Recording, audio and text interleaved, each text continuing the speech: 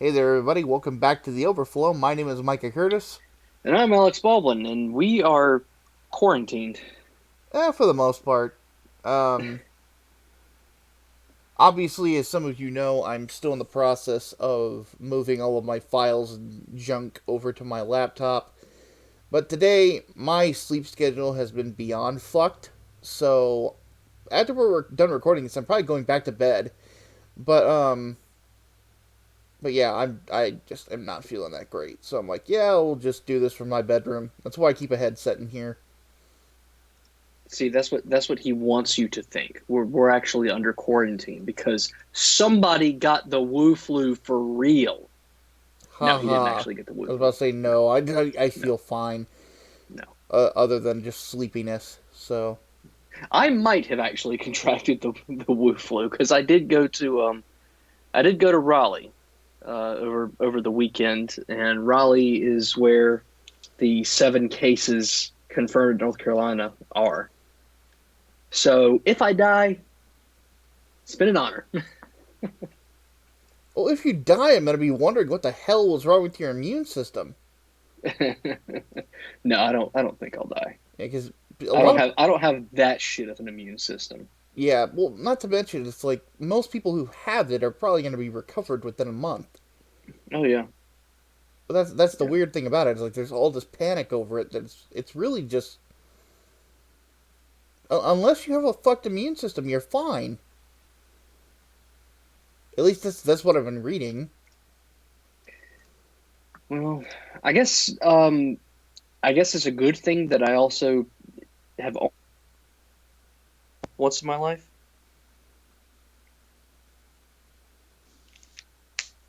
I don't know. I'm not. I never understand panics because I don't panic that easily. I don't get it either. But see, I can't help but wonder now if it's only partial panic and everyone who's like raiding grocery stores and shit aren't actually panicking, but they're like, we need to get ahead of the curve just in case we need this stuff and it's out of stock.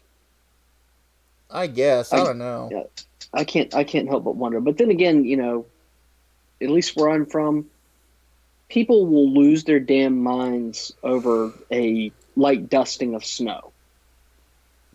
They will buy all of the milk and bread for their milk sandwiches and water. They will stock the hell up on water for anything. So I don't know. I don't know. Yeah, people panic over the dumbest shit, and this is definitely a qualifier for that. That's for sure.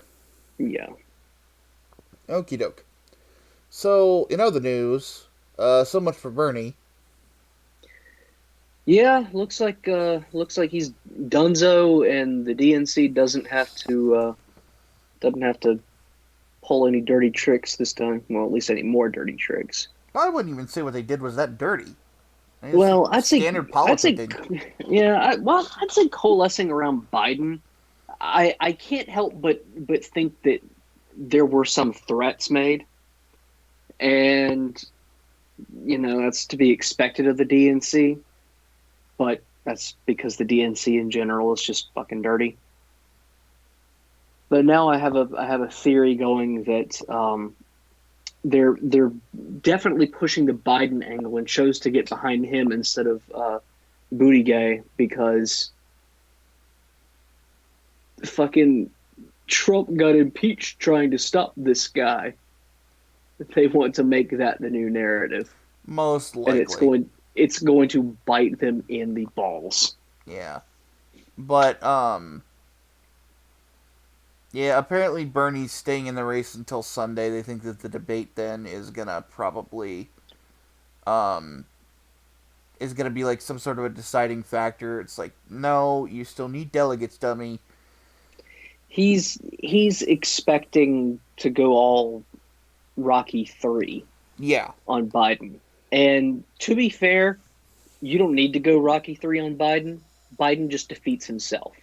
yeah. Well, and that's probably what they're assuming. The thing is that it's not likely that it's going to happen because he's still Bernie Sanders. He's still a fucking communist. Yeah, and people naturally don't want a communist. But that's the thing though. Your choices are a communist and a senile old man who I'll take the senile the old man, yeah please. I'll take one of those. the DNC is going to such lengths to keep the senile old man from getting on camera that they're now saying that they just need to cancel all the debates, cancel the rest of the primaries, and just give the nomination to Joe Biden and move on. Yeah, pretty much. I, for one, am looking forward to Biden versus Trump debates. Oh, good lord. Trump's gonna put him through a wall. Oh my God.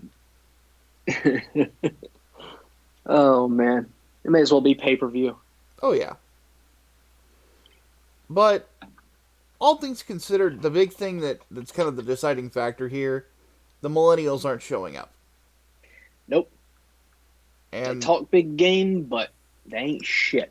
well, and that's something that I made a point of on the podcast. It's like you could talk about the biggest voting block ever. If they're not showing up to vote, it doesn't fucking matter.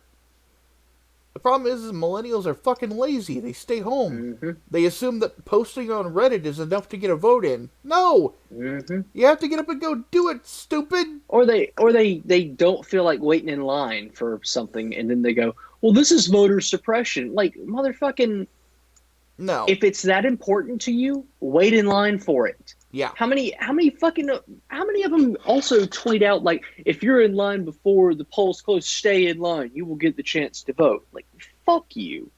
Yeah. There's no excuse. There's no fucking excuse.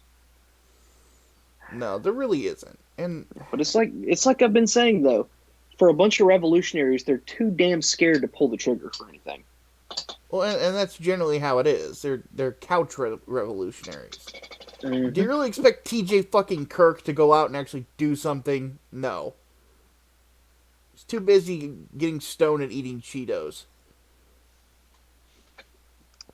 I mean, I like Cheetos as much as the next guy, but goddamn. Well, and that's just generally my thing. It's like, if you're gonna sit there and whine about the status of the world, and then you don't do anything about it, shut the fuck up. You're not helping. Mm-hmm. You're just complaining. Then again, that's kind of why I think it's sort of a grift. I genuinely think that a lot of millennials actually don't give a shit as much as they like to say they do. Yeah. We're the virtue signaling generation, to be honest with you. Yeah. Like, that's basically what it is. We like to sit from our couch and talk about the world, but if if we're not willing to actually get up and do something, if we're not willing to actually get up and make our voice be heard in the ways that matter, then nothing's ever going to change. What the fuck do you expect? And just that's the one thing that I find funny about all of it. Especially because I think that's part of the reason so many millennials want to be YouTubers. Because you could sit on your ass and get paid for being an annoying fuck, and not like present company included, obviously. But I'd like to think of a charming fuck though. But the point being is that it's like what do you expect to happen? YouTube videos will not change the world. None of them ever have. None of them likely ever will.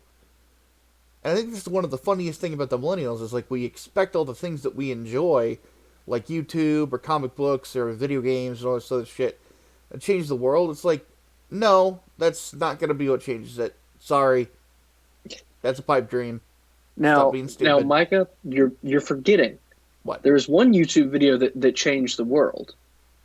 Oh, That one video that caused the angry Islamists to God, don't even attack remind Benghazi. me. Oh my God, fucking.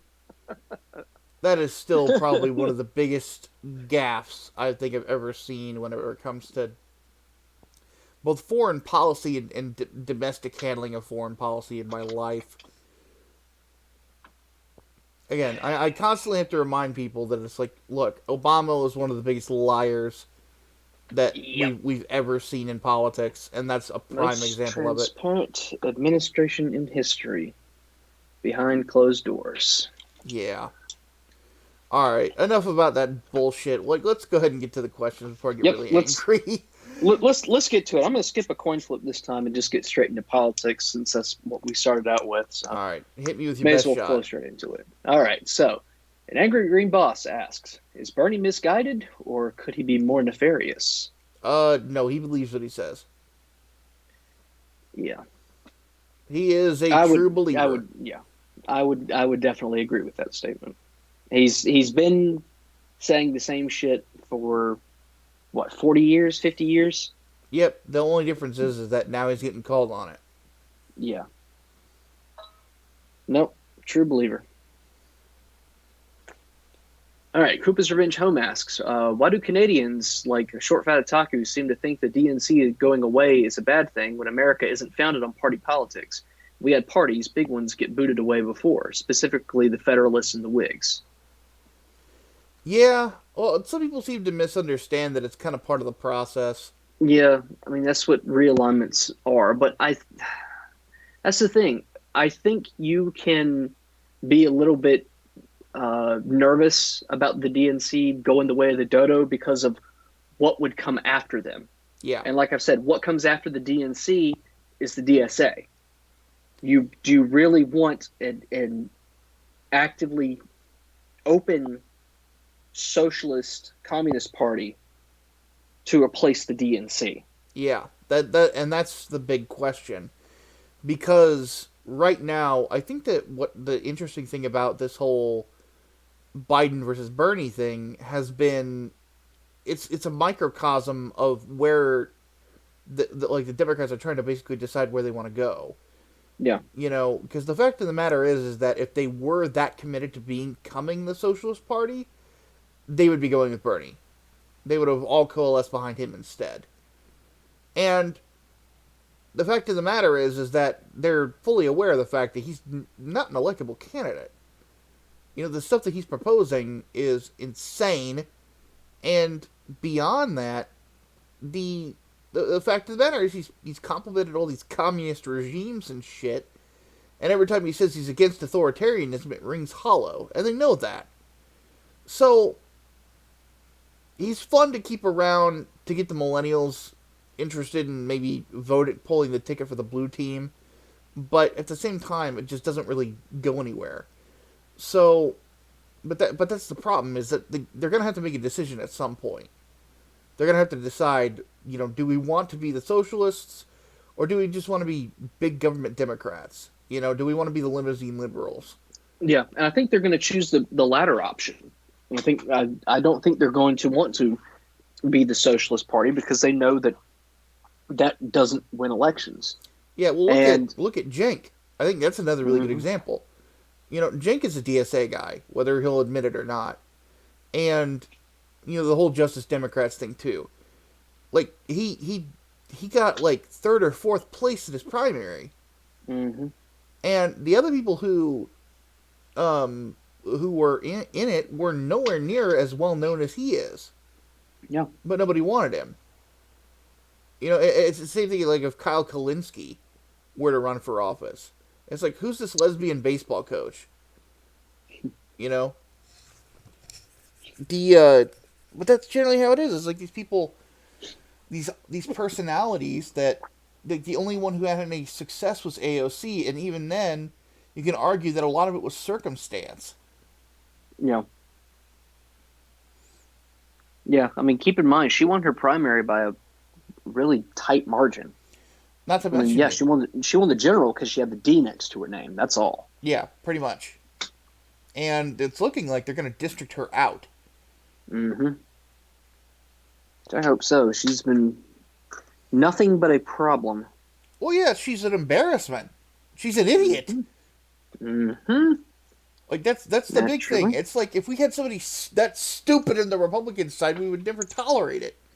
It's just I genuinely in my lifetime I've never seen a politician that's that dumb. And then she got on social media tried to say that like the coronavirus is racist or some bullshit. I'm like, oh, Oh my go fucking away, god! go away. Don't eat bats. That's actually a benefit I think of the COVID-19 going fucking crazy and panicking people is I can get good deals on Chinese food and have it delivered fucking fast as hell. There is that, yes. But that's why I penned an article about this shit. Well, two of them.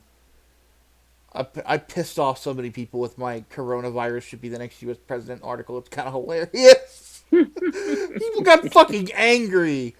But that's just generally like what I find so funny about it is like. So for those who don't know, part of the kick that I get out of writing the articles that I do is the reaction. I love to piss people off, especially people who are like angry keyboard warriors, because I know they're not going to do shit. Like again, millennials. You know, the like they'll wish death on me and all this other bullshit. I'm laughing my ass off whenever I see that.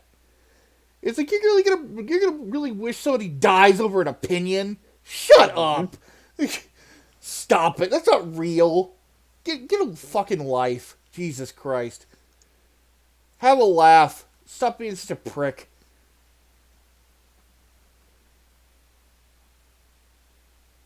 Don't be a comic book hut. That's just kind of the end of it. Anyway. Yep. What's the next question? Anyway, let's move on. John Weitzel asks, Exterminatus on the fuckface who made a Greta Thunberg sex doll? Watch a COD Daily's video on people sexualizing her. I'm not making this up. What? A sex doll? A Greta sex doll? She's not even legal. The most that I saw was one of those like shit images that you see very rarely on like the backs of trucks, where it's a guy fucking a girl from behind, but the most you can see is like her top half and him like pulling on her pigtails. Well, and that one that said like Greta on it, and I'm like, people got mad about that. People lost their shit over that. Well, of course, because they're turning her into a holy grail. But the thing about it is that, oddly enough, the coronavirus has done more for the environment than she has. But but anyway, the funny thing about it is that I couldn't care less, honestly. But yeah. Greta's on her way out. People aren't realizing this, but she's on her way out. Her 15 minutes are almost up. Because at the end of the day, the things that she proposes are so batshit insane that nobody's going to go with them. It's like, we need to end all fossil fuel everything. Yeah, fuck off. Not happening. Go to India and complain. Go to China and complain. Until you do that, shut up. And people are starting to realize that. It's like she's sitting here complaining at the West. It's like, but we've lowered our emissions. And they continue to get lowered because our technology is superior. It's like, what the fuck are you babbling about? So, but that's basically what it is. Spoiled little girl comes to the West, complains about shit, tells everybody they need to uproot everything for her, and you know what? I think I'm just going to entitle this episode "Millennials Are Shit," because once again, like that's just another example of somebody just coming over and just bitching about stuff and not really doing. Mm-hmm. How dare you? How dare you? Go fuck yourself. And that's the thing. Technically, she's not even a millennial, but yeah, for God's sake, she plays into all the tropes of it. Yeah, she does. Her parents are millennials, I think. And she's just a puppet of her parents at this point. That's child abuse as far as I'm concerned. Yeah. You know, taking her out of school, touring her around like she's some kind of freak of nature. Like, come the hell on. Well, not to mention, it's like, sit her in front of a climatologist. You think she's going to know what the fuck she's talking about? No. No. Well, she doesn't know what the fuck she's talking about. They took her out of school. Exactly. She doesn't learn anything anyway. Yeah. So it's just one of those things where I look at the situation as like, all right, people are going to sexualize the dumbest shit. And this is just another good example. So I'm not going to throw exterminatus on the guy. But, buddy, stop fantasizing about fucking 17-year-olds, please. Yeah, seriously. I mean, it's stupid shit. I won't call exterminatus on it, but I will say that it is pants on head retarded. Yeah. I understand the frustration. She's highly annoying, but wanting to hate fuck someone in the mouth, go to therapy, please. Yeah. Okay. Um, Interrupting for a moment because uh, the Joe Biden exchange that happened, Uh where he huh. called the dude full of shit. Yeah. So, for you gun enthusiasts out there, Palmetto State Armory uh, has put out a limited edition AR-15 lower, or I'm sorry, an AR-14 lower, Oh God. with a liberal dementia and memory loss fire selector Oh and a man. dog-faced pony soldier on the side. I love this shit. I love Oh, this shit. I might actually pick one up myself. that's Once hilarious. again, Joe Biden just, I have no idea why they made him run. It's elder abuse. Okay, so next question. Getting back on topic. Hank Hill asks, is Stefan Molyneux just evil or an idiot? Idiot. Uh, I would go with idiot more often than not. Um, I don't think he's like fucking terrible, but No, it's just a lot of the stuff he says is really fucking stupid. yeah, when he steps in it, he steps in it. Yeah. I wouldn't call the guy evil over it though. No. He's just. He thinks that he's doing thought experiments, but he's kind of not. And that's the problem. Oddly Yeah. enough, there was a point in time where he actually had some interesting videos and statistical breakdowns, and then he just started going all weird.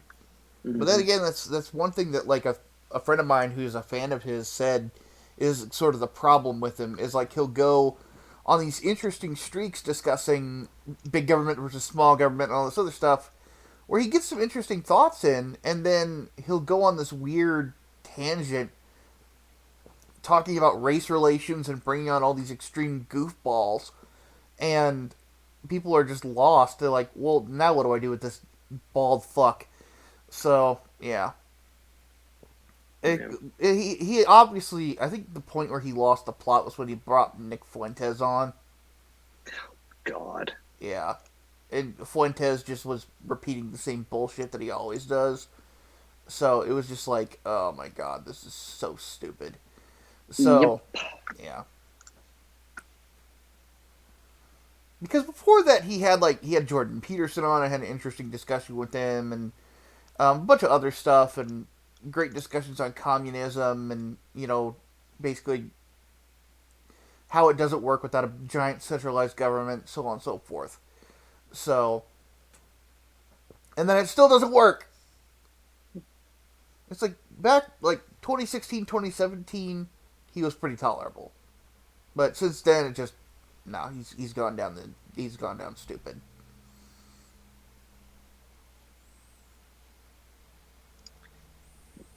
All right. So Brian Gilmartin asks, what do you think are some of the biggest mistakes conservatives make whenever they're in office? Not committing. It's generally my biggest problem. They get too comfortable in the chair. Yeah, I think it's a weakness of any politician. They're just broken promises in general.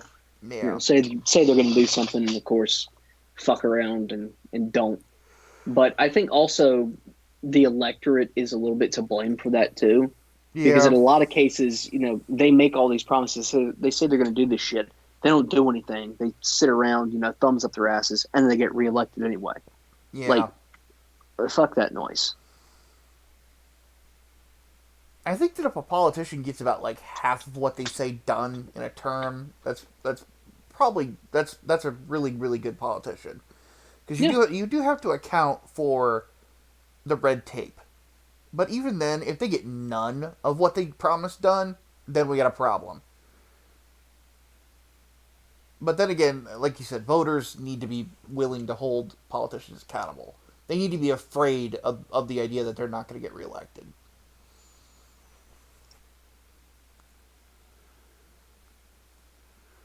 Yeah. All right, next up. Leonardo One asks, will millennials be replaced by the Zoomers or illegals? The Zoomers, the illegal panic, I think is a little ridiculous at this point. Yeah. I think that we're at a point where the country has pretty much decided, yes, we want border security. Yeah. So I'm not worried about demographic replacement and all that other stuff. Not unless Biden gets elected, in which case, yes, there is something to fear. But if we get 4 more years of Donald Trump, we're going to see those numbers continue to decrease. Yeah. He found a way to get the wall built. He found a way to get all that done. There's, you know, it's so funny. The guy who isn't the lifetime politician has found a way to actually keep his promises. But the thing about it is that things have gotten done under him, and he's doing the things that need to be done to prevent that sort of thing. The big thing Mm-hmm. is that the Zoomers are in a weird spot because they have to decide, do they want to be conservative or do they want to be libertarian? Because Yeah. they're much more conservative than the millennials, but at the same time, a lot of them kind of trend to the just like don't tread on me sort of thing, which is good. Yeah. But at the same time, there are going to be some static things you're going to have to decide about government, aside from censorship bad. Yeah. So because it's something that most people agree on. Yeah. I mean, there's a lot of them that are just in it for memes. Like, yeah, censorship bad, taxation is theft, that sort of thing. Yeah, and there's But you nothing wrong really with have memes. to, But yeah, yeah. there's going to be a point where the rubber has to hit the road, and they're going to have to decide when that point comes what they're going to do with it. And hopefully they'll make a smart decision because they're going to be an even bigger voting bloc than the millennials. But at least that's what I'm calling. Yeah. Mostly because they're going to actually go out and vote. This is true. All right, Alternate Agent 25 asks, are we aware that JEB is an acronym for John Ellis Bush, meaning he calls himself a J.E. Bush Bush? Pretty much, yeah. That's a lot of Bush. Please clap. By the All right, way, eclectic. um, funny side note. Did you see that Mr. White Drugs himself, Andy Worski, said he's going to come after Comicsgate? Who? Andy Worski, Worski's going to come after Comicsgate. apparently. Why? I don't know. But the video that he put out talking about it is one of the most incoherent live streams I think I've ever seen. Like he's clearly still on drugs. So I don't know what he's thinking, if he's thinking at all, because he's not really a smart guy, at all. The he clearly looked like he was still on coke, Mm-hmm. and it's like, dude, no, you just posted cringe, bro. Like the funniest thing about it is aside from the fact that he clearly looked high, it's nobody's scared of Andy Worski. Nobody. There's zero Yeah. people scared of Andy Worski. All you're gonna do is cuss the camera. Nobody gives a shit. When you're about as bright as a dead light bulb, nobody cares. But I just found that kind of funny because it's like, dude, what are you even at this point? Aside from a fucking lol cow. Yeah. Anyway, I don't know what brought that up. I just thought that was kind of funny. It's like, really? All right, man. But oh, now I remember because I commented on his video. I'm like, this is the please clap of live streams because this is what it was. It's like, shut up. Like Andy seriously, Jeb Bush Worski. yeah. It's like you are becoming the Jeb Bush of internet personalities. Like, shut up. Nobody likes you. Please clap.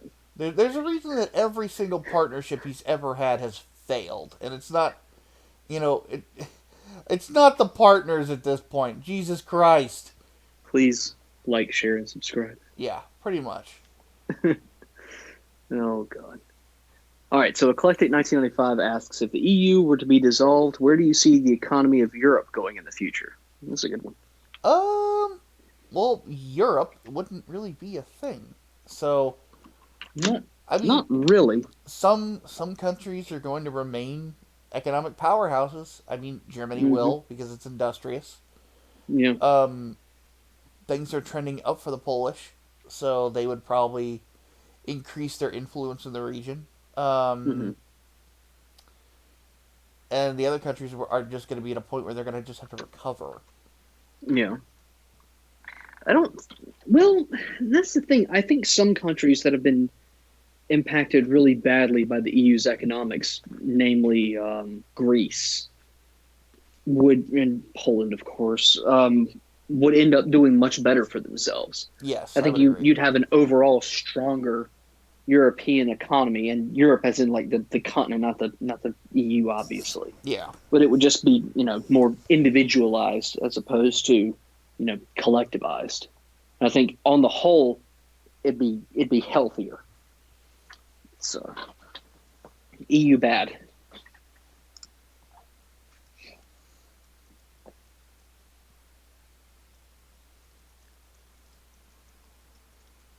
All right.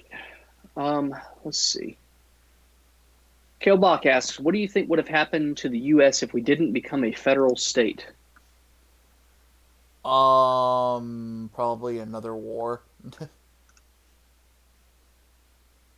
I really have no clue. Yeah,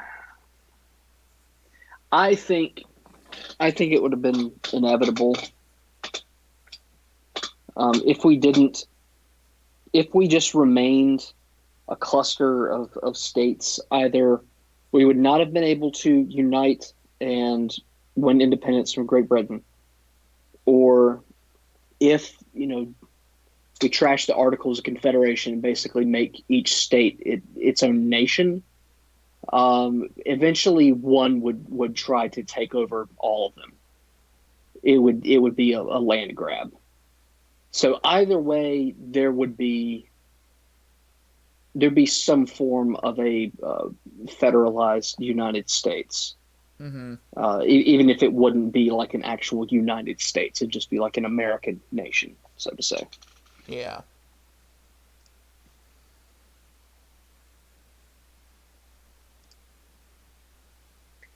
All right, and last on politics, Tom the Fish asks opinions on the Malcolm X Netflix series.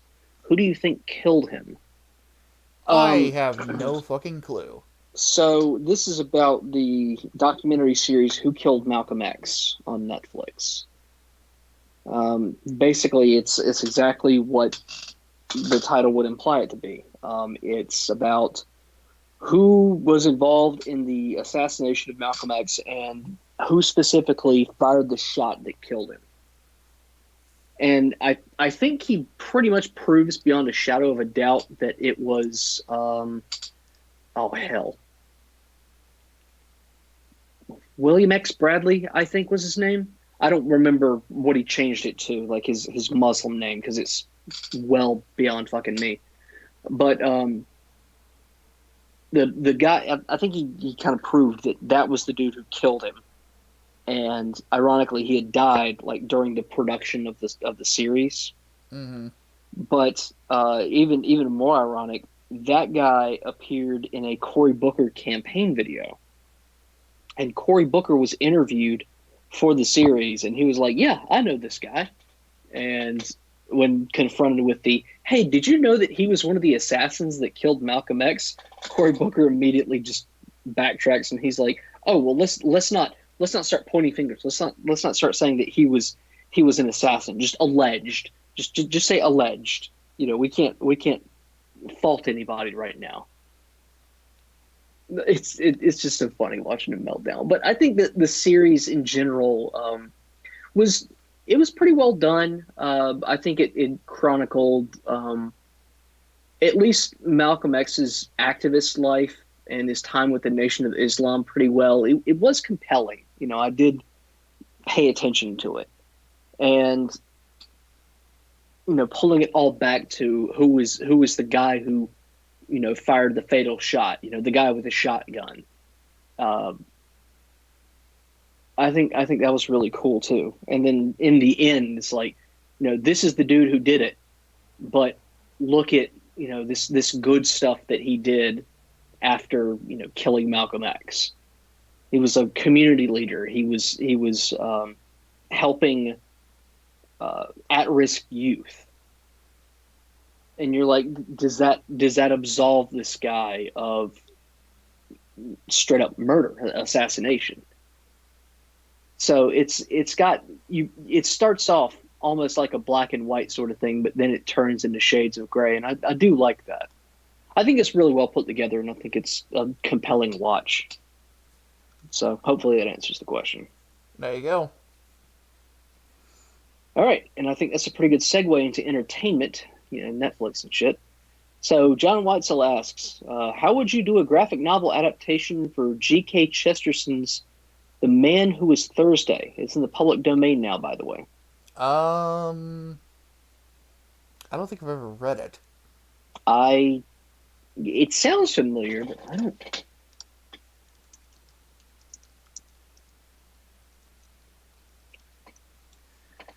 Um,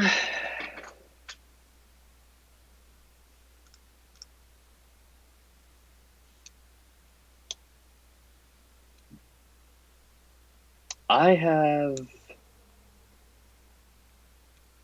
no, I have not read this. Yeah, I can't really say it until I've actually read it. Yeah, And if I don't enjoy it, then the answer is I just wouldn't. So yeah, we'll have to table that one and come back to it at some point. yeah. So I guess we're just going to get all the writing questions out of the way first. Crystal Hydra asks, "How would you write Aliens versus X-Men?" Um, versus X Men. Mm-hmm. I I don't even know, honestly. The problem is that the how do I put it this way?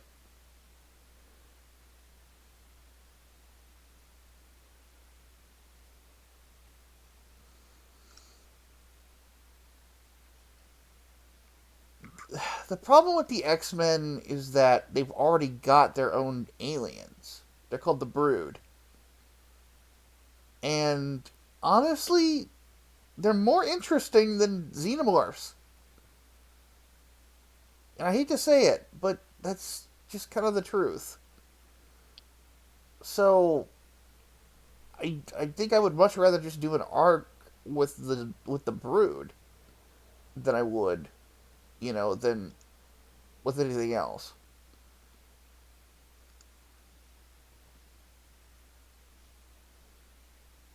I have no idea. I don't really know that I'd want to write just aliens in general. Well, and that's kind of the thing is like I hate to say it, and people are probably gonna boo me for this. The xenomorphs are kind of played out. There's only so much you can really do with them. Mm. Yeah, that's true. I think that's kind of why,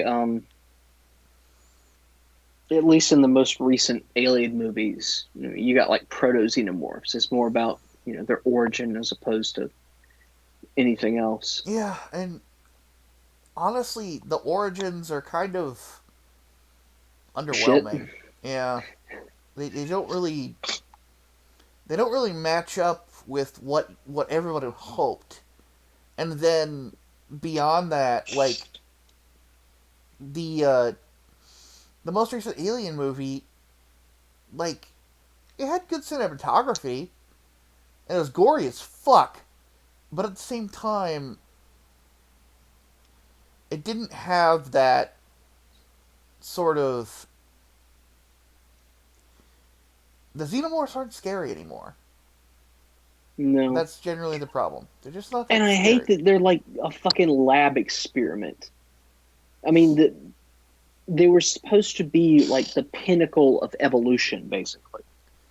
Well, I like that But they were bioweapons. I don't actually mind that. I It's I it's very don't. Resident Evil. It's very Umbrella Corp. But that's kind of what I always figured that they were. Well, I think part of the reason why I really don't like it is because ultimately it becomes like a man-made thing, and I know it's technically an AI thing, but the AI in question was made by man. Yeah. So just call it a man-made thing. Humans created the Xenos. I don't fucking like that. I really, really don't. It bums me out, man. Not as much as fucking all the predators wanting autism, but Yeah. Well, and that's kind of part of the problem is like in this time period where we're asking for all these reboots and remakes because there were some good ones. We don't realize that there's not really enough minds out there that are able to really reboot or reimagine these franchises and do them well. mhm, yeah, Myself included. I don't. I'm at a point where I'm not really interested in Aliens or Predator. I just would rather enjoy the originals. yeah. And And I know that's I I know think some people that's are kind the of frustrated. Like I've seen some people getting pissed off at me for nothing. I think part of it is people are frustrated that I'm answering like I wouldn't to some of these questions. But you got mhm, to realize, guys, like some of these things are better left untouched. It's like yeah, asking me to write a sequel to Evangelion. I wouldn't. yeah, It ended for a reason, and I don't want it touched. You know?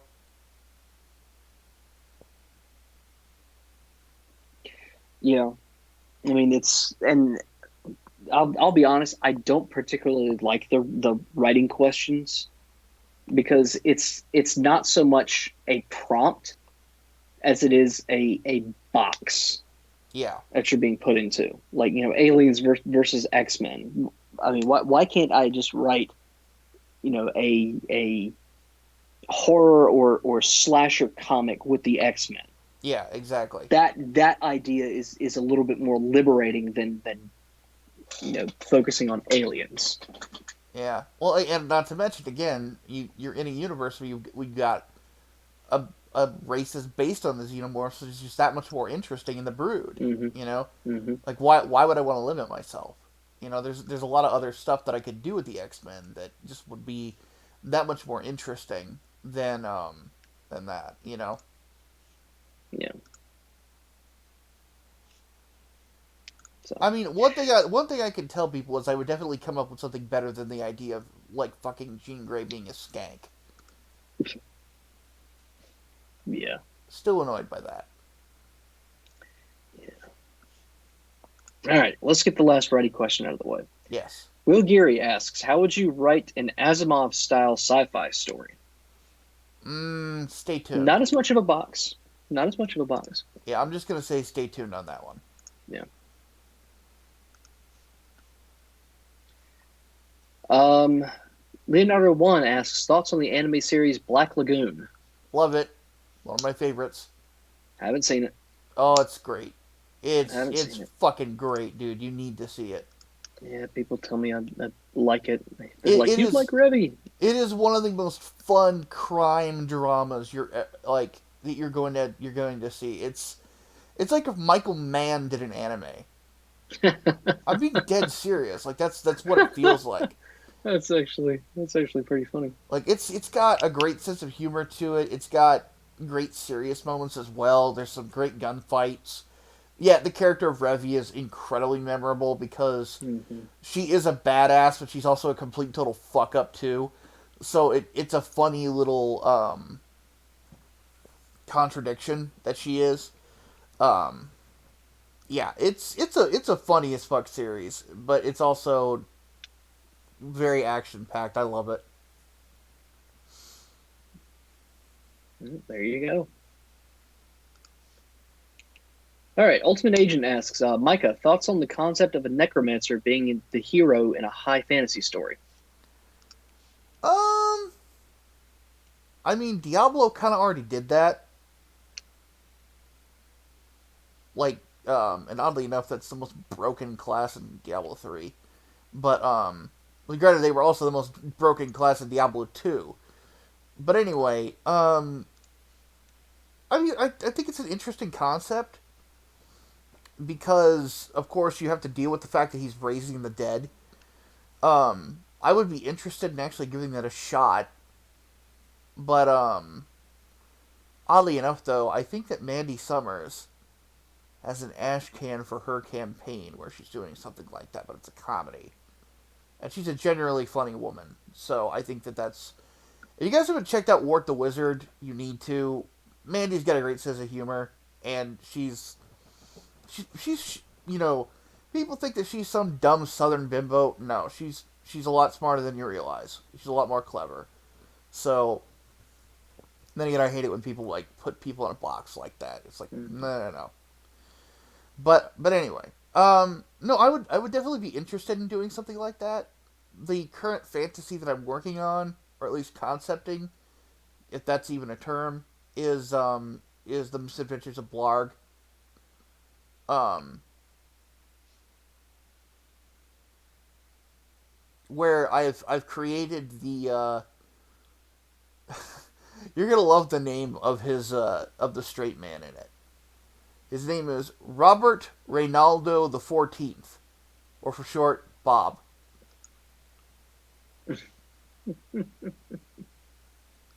Because the title of it is probably gonna end up being The Misadventures of Blarg and Bob, but but I wanted to give him like a fancy name, even though he grew up as a fucking serf. Just because it's like his family, his he's basically comes from a long line of pretentious assholes. Oh my god. His words, not mine. It's gonna be a funny series. I think a lot of people are really gonna like it. So I don't know what it's gonna happen, but because my team on Englewood wants to do it, and I'm like, but I don't want to stop you guys from doing Englewood. Shit, you're putting don't put me in a corner, man. But anyway,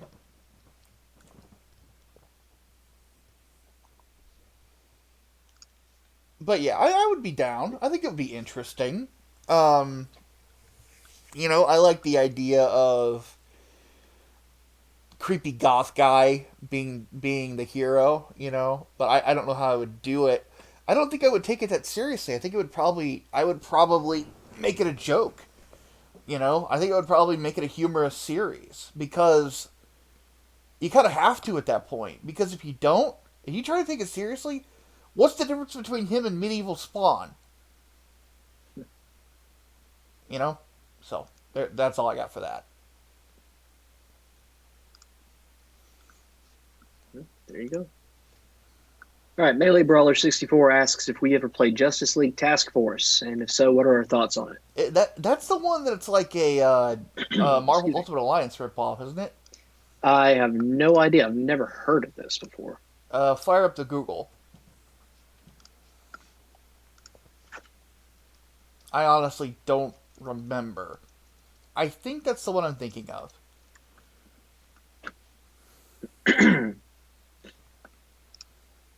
Let me have a look here. Let me grab my phone. Competitive fighting game Oh, for the SNES and Genesis. oh, that one.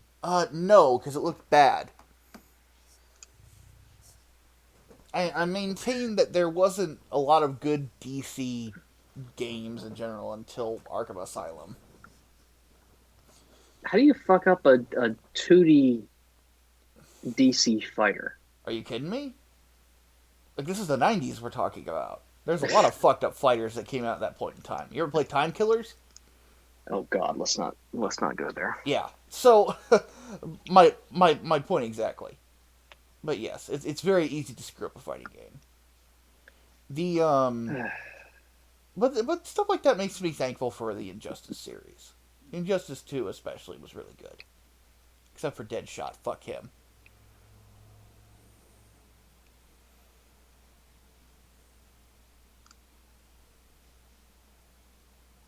But yeah, never played it, not interested in it. Like, I don't play crappy fighting games. Yeah. All right. What else we got? Nick White wants to know who would win, Castlevania's Dracula or the Covenant? Inevitably the Covenant? I'm about to say, how does Dracula survive a glassing? Yeah. He's powerful, but he ain't that powerful, man. Yeah. It's like, yeah, we're just gonna nuke the planet you're on. Okay. Well, like that's not really a fight.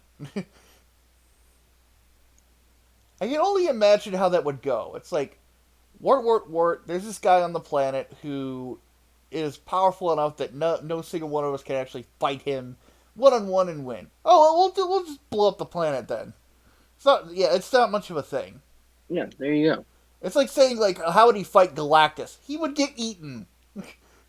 Yeah.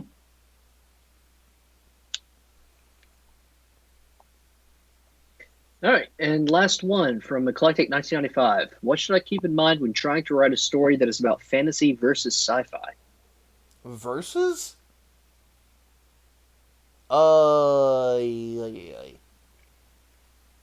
I mean,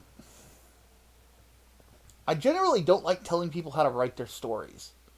Yeah, Like that, the one, especially something like that. Like that's like hard enough on its own. like versus sci-fi. I don't even know how that would work. I guess it's like a fantasy sci-fi crossover. Clearly not science fantasy.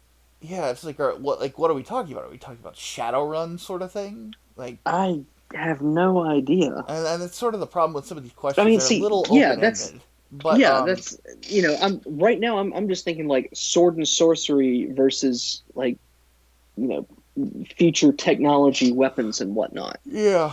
So And let me see what I can do with it. I mean, my general thought is if you're going to be intermingling the two, you can really kind of do whatever you want. It's your mhm, universe. The thing is that one thing I would warn: keep a consistent tone. yeah, That's the big thing. Just keep a consistent tone, because that's generally the problem that a lot of writers run into is that they can't keep their tone consistent whenever they're trying to do these sorts of intermixes and things like that. You know, you just have to decide what the tone is going to be and just stick with it. Like, what's a really good example? East of West, which is Jonathan Hickman's indie project, which is basically about Armageddon. Um, it has a really consistent tone throughout it. It's basically played like he's writing an HBO series, which it should be an HBO series because it's a beautifully written story. But the thing about it is it's ridiculous. Like it's basically America if the Civil War never ended, and then somehow the Chinese fucking communists got California, which is kind of hilarious. Um, like it's weird and it's goofy and it's over the top, but it takes itself seriously, and because it does, it's got a consistent tone, and that's generally what I would say is like just make sure your tone is consistent, because if you start fucking around with it too much, your story will become schizophrenic, and you're just mhm, gonna want to end it, and then nobody will be happy with you. So that would be my advice: is just keep a consistent tone. yeah. I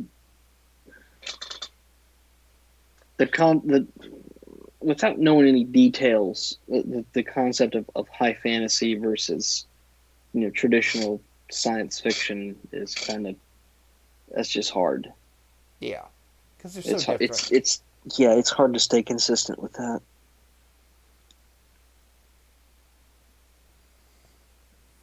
Yeah, I would need more specifics before I start doling out advice.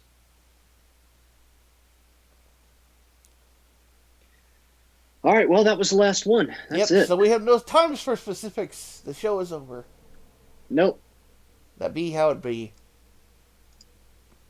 it is what it is sometimes. Yep. So, folks, for the writing questions in the future, just keep what we said in mind because there's Yeah, only really so much we can do when you put it in a box, and sometimes the box is just not a good idea. So, yeah. well, Hatman, any final words, partner? Um, don't get sick, y'all. And for reals though, don't fucking panic buy shit. Like leave some shit for the rest of us. Like the fuckers out there who are buying up all the toilet paper. Seriously, like how much are y'all expecting to shit? Like you got to stay home for a couple of weeks, or are y'all expecting to just sit on the damn toilet forever? What the fuck is wrong with you? Seriously, just don't panic. Keep your fucking hands washed, and I mean like seriously washed, as in like wrists, under your fingernails, all that shit, and just stay healthy. My advice is very simple: don't eat bats. Yeah, even if someone calls you a bigot, don't eat bats. Yes, that is a very very bad idea. All right, folks, we do appreciate you watching. As always, if you enjoyed the stuff, don't forget to like, share, subscribe, all that fun stuff. We will be back on Friday to continue things. Yes, that is a permanent move. Just reason being is it fits the schedules better. Not to mention it gives us an actual weekend, which is kind of nice. Mm-hmm. But Yeah. other than that, I think that's just about it. So to close this out, my name is Micah Curtis. And I'm Alex Baldwin, and we gotta stay quarantined, don't we?